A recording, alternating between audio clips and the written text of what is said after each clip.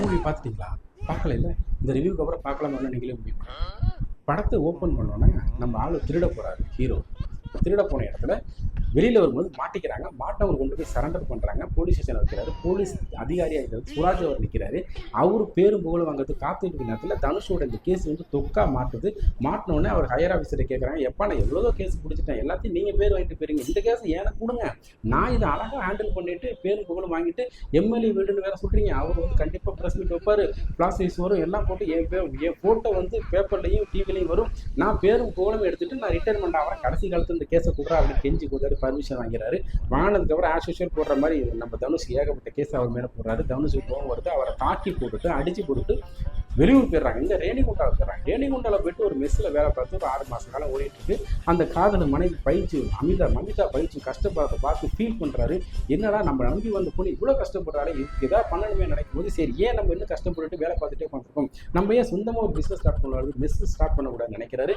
அந்த mess start பண்ணுறது பணம் இல்லையே. அந்த பணத்துக்காக நேராக பேங்க்கில் போய் பேங்க் கேட்டால் அவன் ரொட்டி அது இது ரொட்டி எல்லா ரொட்டியும் கேட்டான். கேட்டோன்னே கடுப்பாயிறாரு. ஏன்டா அதெல்லாம் இல்லைடா, அதனால தான் வந்தேன், சரி இருக்கவே இருக்கேன் எனக்கு ஊட்ட நிலம், அந்த நிலத்தோட பத்திரத்தை எடுத்து அந்த காசை வேண்டியது நம்ம மெஸ் ஆரம்பிக்கலான்னு அப்படின்ட்டு 2 பேரும் ஊருக்கு போகிறாங்க.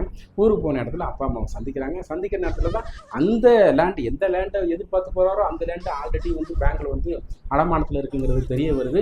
அந்த லேண்டு முழுக போகிற கண்டிஷன் வரப்போகுது. அந்த முழுக போகிறதுனால இவர் என்ன பண்ணுன்னு தெரியாமல் அப்பா KS ரவிக்குமார் அவர் அடிப்பில் பிரித்து எடுத்துருப்பாரு. அவர் ரொம்ப ஃபீல் பண்ணிட்டு இருக்காரு. என்னடா நடம் இருக்க போதா முழுக போதா அப்படின்ட்டு அந்த ஒரு இதுலேயே ஃபீலிங்லேயே ஹார்ட் அட்டாக்ல இறந்துடுறாரு. இறந்ததுக்கு அப்புறம் உயிரோடு இருக்கும்போது சொல்லியிருப்பார் போல இருக்கு, நான் செத்தா என் லேண்டில் தான் புதைக்கணும்ட்டு. இதனால் என்ன பண்ணுறது அப்படின்னு இது தெரியாமல் இவர் போய் அப்பாவை புதைக்கிறதுக்கு அங்கே போகும்போது பேங்குக்காரன் வந்து ஸ்டாப் பண்ணிவிட்டு எனக்கு கொடுக்க வேண்டிய பணத்தை கொடுத்துட்டு உன் நிலத்தை உன் பேரில் வாங்கிட்டு உங்கள் அப்பா பணத்தை ஏதாவது பண்ணிட்டு நம்ம போயிடறான்.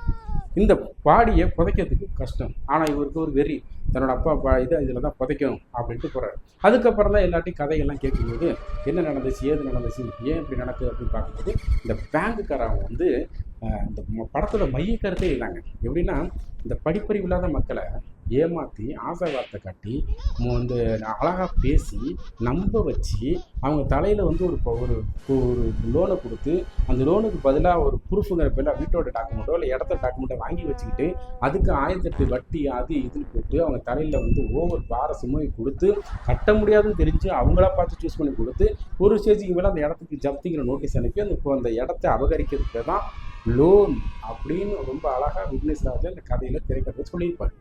இவருக்கு ஸ்ட்ரைக் ஆகுது.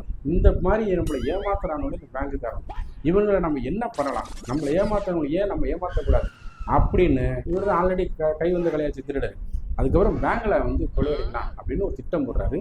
திட்டத்தில் ஜெயிக்கிறாரா ஜெயிக்கலையா, அதுக்கப்புறம் சுவராஜ் இவர் பிடிச்சாரா பிடிக்கலையா, இந்த பேங்கில் வந்து நம்ம பயங்கரமான ஒரு வில்லத்தனம் இருக்கும் இல்லையா, அவளை ஈஸியாக ஒரு விஷயம் நடக்காது இல்லையா, அதில் நம்ம ஜெயராம் அவர் உள்ள நெகட்டிவ் உள்ள பின்னி எடுத்துக்கிறாரு. அவர் என்ன பண்ணுறாரு, இந்த 3 பேரை சுற்றியே இந்த கதை நகரும். பயங்கரமான ட்விஸ்டோட கதை நகர்த்துரும். ஒரு ஸ்டேஜுக்கு மேலே கிளைமேக்ஸு வேறு லெவலில் இருக்கும். படம் பார்த்தீங்கன்னா கண்டிப்பாக பிடிக்கும். ஓகே, இந்த படத்தில் ப்ளஸ்லாம் சொல்லிட்டேன்ல, மைனஸ் ஒன்றுமே இல்லையான்னு கேட்பீங்களா? படத்தில் மைனஸ்னால் என்ன சொல்கிறது, ஆக்சுவலாக நிறைய பார்த்த சீனை ஏகப்பட்ட சீனை நீ திரும்ப பார்க்குற மாதிரி இருந்துச்சு. ப்ளஸ் வந்து லேக் நிறைய அங்கங்கே இருந்துச்சு. அதை விட ரொம்ப முக்கியம் அன்லாஜிக்கலான சீன்ஸு ஏகப்பட்டது இருந்துச்சு. இதெல்லாம் நம்பவே முடியாது. பேங்கில் அவ்வளோ ஈஸியாக போய் ஒரு நாள் கொள்ளையடிச்சிருந்துமா, பட்ட பகலை கொள்ளையடிச்சிருந்துமா, இல்லை நைட்டில் கொள்ளையடிச்சிருந்துமா, ஏன்ப்பா அப்படிங்கிற மாதிரி தான் இருந்துச்சு. லாஜிக்கெல்லாம் பார்க்கறதுனா படத்துக்குள்ளே வரக்கூடாது. இதெல்லாம் அப்படி தான் இருக்கும்.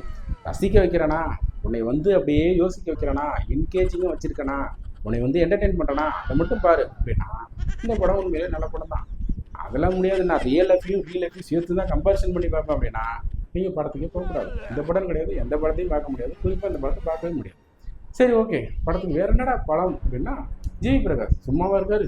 அவர் சும்மாவே போடுவார். அதுவும் தனுஷும் அவரோட காம்பினேஷனில் சூப்பராக இருக்கும். இந்த படத்துக்கும் பேக்ரவுண்ட் மியூசிக்லையும் சரி, தீம் மியூசிக்கும் சரி, பாட்டும் சரி சூப்பராக போட்டு நம்மளெல்லாம் அப்படியே யோசிக்க வச்சுருவார். ரொம்ப ரம்மியமாக இருக்கும். எந்த பாட்டும் போர் அடிக்கலை. பாட்டெல்லாம் நிறைய பாட்டு டூயட் பாட்டு அதெல்லாம் கிடையாது, கதையோட போகிற பாட்டு தான். சூப்பராக இருந்துச்சு. பேக்ரவுண்ட் மியூசிக் செம்ம சூப்பராக இருந்துச்சு. முக்கியமாக ஸ்டண்டில் வந்து வேறு லெவலில் பண்ணியிருப்பாங்க ஸ்டண்டு. ஸோ அதெல்லாம் பெரிய பலம் அப்படி தான் சொல்லலாம். விக்னேஷ் ராஜாவோட இந்த ஒரு துணிச்சலை நம்ம கண்டிப்பாக பாராட்டி ஆகணும். ஏன்னா எல்லோரும் சொல்ல பயப்படுவாங்க, யோசிப்பாங்க. இந்த ஒரு விஷயத்தை எடுக்கிறது பேங்க் லோன் எவ்வளோ பெரிய நடந்துகிட்ருக்கு. அப்படி ஒரு பேங்க்கில் திருட்டு போகுதுன்னா அது உள்ளே இருக்கிறவனும் அதில் வந்து சம்மந்தப்பட்டிருப்பான் அப்படிங்கிறத எவ்வளோ அழகாக காமிச்சிருப்பாருங்கிறது அந்த படத்தை பார்த்தீங்கன்னா உங்களுக்கே புரியும். அதோட ரொம்ப முக்கியம், லோன் அப்படிங்கிறது ஆண் வாயை கொண்டுட்டு கொடுக்குறானே நினைக்க வேணாம். அவன் ஆசையாக பேசுவான், அன்பாக பேசுவான், ரொம்ப அக்கறையாக பேசுகிற மாதிரி பேசுவான், நமக்கே ஐடியா கொடுப்பான் சில நேரத்தில். பயங்கரமாலாம் இருக்கும். அதெல்லாம் நம்ம மண்டே கழுவுறதெல்லாம் நம்மகிட்ட குடுங்கிறது தான் அப்படிங்கிறத ரொம்ப சூப்பராக திரைக்கதையில் சொல்லியிருப்பாரு. ஸோ கண்டிப்பாக ஒரு டைம் எல்லாரும் போய் பார்க்க வேண்டிய ஒரு படம் தான். தனுஷோட நடிப்புக்காகவும், அமிதாப் பச்சன் நடிப்புக்காகவும், கேஎஸ் ரவிக்குமார் நடிப்புக்காகவும் கண்டிப்பாக இந்த படத்தை பார்க்கலாம். கருணா சொல்லவே வேணாம், ஐயா சாமி குணச்சித்திரத்தில் வேற லெவலியா நீ சூப்பராக பண்ணிட்டேன். முக்கியமாக எனக்கு ஒரு சீன் வந்து எனக்கு ஆடுகளம் நரேன் அவர்கள் வருவார்.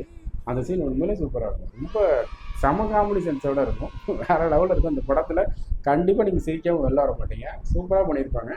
ஆஸ் யூஷுவல் எல்லாருமே நல்லா பண்ணிட்டாங்க. படத்தை ஒன் டைம் கண்டிப்பாக இப்போ பாருங்கள். போர் அடிக்கிறேன் வேறு இடம் நிறைய படங்கள் எதுவும் வரல. போர் அடிக்கும், கண்டிப்பாக டென்ஷனாக இருப்பீங்க. டென்ஷனை குறைக்கிறதுக்கு ஒரு நல்ல மெசேஜோட ஒரு படத்தை பார்க்கணுன்னா இந்த கரை படத்தை கண்டிப்பாக நீங்கள் போய் தேட்டரில் பார்க்கலாம்.